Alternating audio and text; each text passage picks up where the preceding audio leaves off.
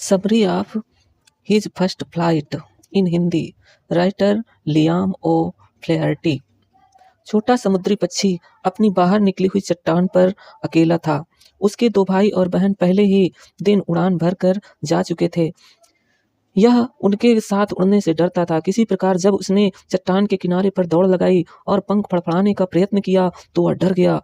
नीचे समुद्र का बड़ा फैलाव था तथा नीचे की ओर इतना लंबा रास्ता था, मीलों नीचे। उसे निश्चित रूप से डर लगा कि उसके पंख उसकी सहायता नहीं करेंगे, इसलिए उसने अपना सिर झुकाया और दौड़कर चट्टान के नीचे वह अपने सुराख में छेद में जहाँ पला था चला गया।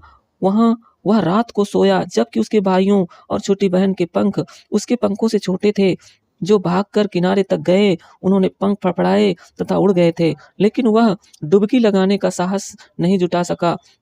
लेकिन वह उड़ने का साहस नहीं जुटा सका, जो कि उसे इतना निराशाजनक प्रतीत हो रहा था। उसके माता-पिता तेज आवाज में चहचहाते हुए उसे डांटते हुए आए थे। उन्होंने तब तक भूखा रखने की धमकी दी जब तक कि वह नहीं उड़ेगा, परंतु अपने जीवन को बचाने के लिए वह हिल नहीं सका। ऐसा 24 घंटे पहले हुआ था। तब से कोई उसके पास नहीं आया। एक दिन पहले पूरे दिन भर उसने अपने माता-पिता और अपने भाइयों व बहन के साथ उड़ते हुए देखा था। वे उन्हें उड़ने की कला में निपुणता प्राप्त करने, लहरों पर तैरने तथा मछली पकड़ने के लिए डुबकी लगाने की शिक्षा दे रहे थे। वास्तव में उसने अपने बड़े भाई को उसकी प्रथम हैरिंग मछली पकड़ने और उसे निगलते हुए देखा था।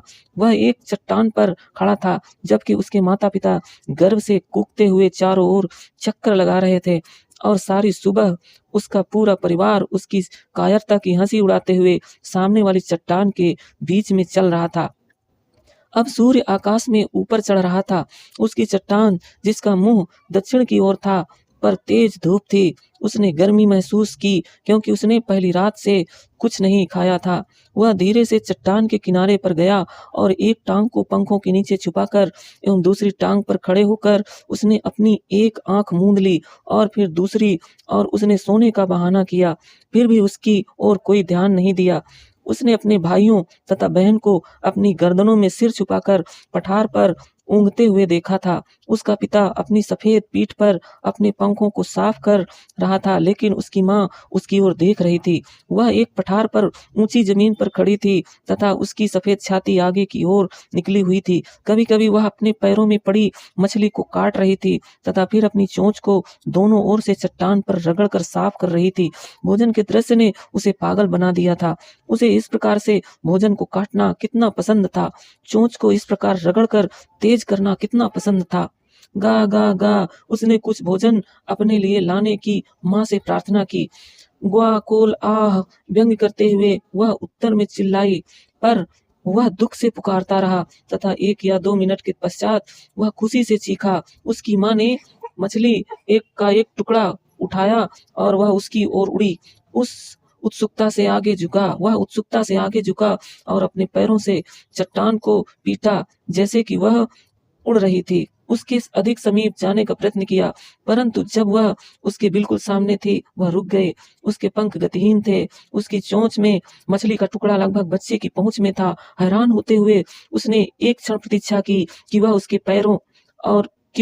और समीप क्यों नहीं आ रही थी। तब भूख से पागल होकर उसने मछली पर डुबकी लगाई। ऊंची चीख के साथ वह आगे बढ़ा और अंतरिक्ष में नीचे की ओर गिरा। तब एक राजसी भय उसमें व्याप्त हो गया और उसका दिल स्थिर हो गया। उसे कुछ भी सुनाई नहीं दिया, लेकिन यह 1 मिनट में समाप्त हो गया। अगले ही क्षण उसने अपने पंखों को फैले हुए महसूस किया। हवा उसकी छाती के महीन बालों से टकराई। तब उसके पेट के नीचे और पंखों के नीचे हवा महसूस की। उसने अपने पंखों के किनारों पर हवा कटती हुई महसूस की। अब वह सिर के बल नहीं गिर रहा था। वह धीरे-धीरे नीचे की ओर तथा बाहर की ओर उड़ रहा था। वह अब भयभीत नहीं था। उसका सिर चकराने लगा था। फिर उसने एक बार पंख फड़फड़ाए तथा वह ऊपर की ओर उड़ गया। गा गा गा, क्वा कोल आ उसकी माँ अपने पंखों से तेज शोर करते हुए गुजरी। उसने माँ को फिर चीख कर उत्तर दिया। फिर उसका पिता चीखते हुए उसके ऊपर से उड़ा। उसने अपने 2 भाइयों और बहन को अपने चारों ओर घोड़े की भांति आगे उछलकर तिरछी ऊपर उड़ती हुई तथा नीचे डुबकी लगाते हुए देखा, तब वह पूर्णतया भूल गया कि वह सदैव उड़ नहीं सकता था तथा वह तेज चीखता हुआ आगे की ओर उछलकर ऊपर चढ़ने व डुबकी लगाने लगा। अब वह समुद्र के पास था, ठीक उसके ऊपर से वह उड़ रहा था। उसने विशाल हरा समुद्र अपने नीचे देखा तथा छोटे-छोटे टीले उस पर तैर रहे थे और उसने अपनी चोंच को दोनों ओर घुमाया तथा प्रसन्न होकर काँय-काँय करने लगा। उसके माता-पिता, उसके भाई और बहन इस हरे फर्श पर उसके आगे बैठे थे। वे उसे चीखते हुए बुला रहे थे। उसने डर से चीखते हुए तथा पंखों को फड़फड़ाते हुए फिर उसने हरे समुद्र पर उठने का प्रयत्न किया। उसके पंख उसमें डूब गए। वह भय से चिल्लाया और अपने पंखों को फड़फड़ाते हुए फिर से ऊपर उठने का प्रयत्न किया, किंतु वह थका हुआ था तथा भूख से कमज़ोर था तथा विचित्र अभ्यास से थक कर चूर था और वह ऊपर नहीं उठ सका। उसके पाँव हरे समुद्र में डूब गए थे। फिर उसके पेट ने उसे छुआ तथा वह इससे अधिक नहीं डूबा। वह उस पर तैर रहा था तथा उसके चारों ओर उसका परिवार चीख रहा था, उसकी प्रशंसा कर रहा था तथा उसकी चोंच, डॉग मछली के टुकड़े उसे भेंट कर रहे थे। उसने अपनी पहली उड़ान भर ली थी।